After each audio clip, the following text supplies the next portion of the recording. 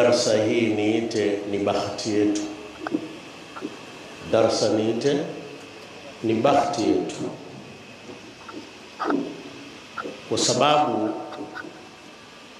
suhbatul akhyari dawa'u wa suhbatul ashrari da'un. Kusuhubiana na watu wa kheri ni dawa, na kusuhubiana na watu wa shari ni ugonjwa.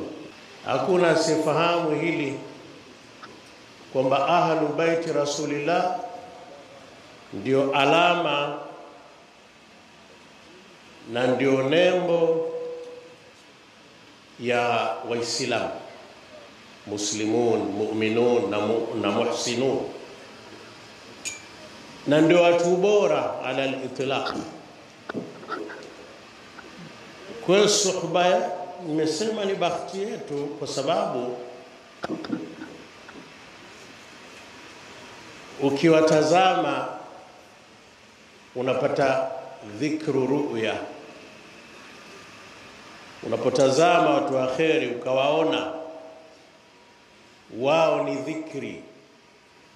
Kuna dhikru lisani, lakini kuna dhikru ru'yatil akhyari, na kuna dhikru min amali al-akhyar, na kuna dhikri pia ya matendo ya watu wa kheri, na ala al-itlaq hum ahlu baiti Rasulillah. Hili ni jambo ambalo Mwenyezi Mungu ndivyo alivyoumba, ni sunnatullah, walan tajida fi sunnatillahi tabdila. Hakuna anaweza kubadilisha hilo, ni maumbile, kwamba akawachagua kwamba wao ndio wabora wetu. Kwa tunapowatazama ni dawa, unaposuhubiana nao ni dawa, na wao ni dhikri kwa mujibu wa Mtume Muhammad. Pale ambapo mmoja alimfuata Mtume sallallahu alaihi wasallam, akimtaka Mtume ampe ilmu ya kwamba ni watu gani ambao ni kheri kukaa nao,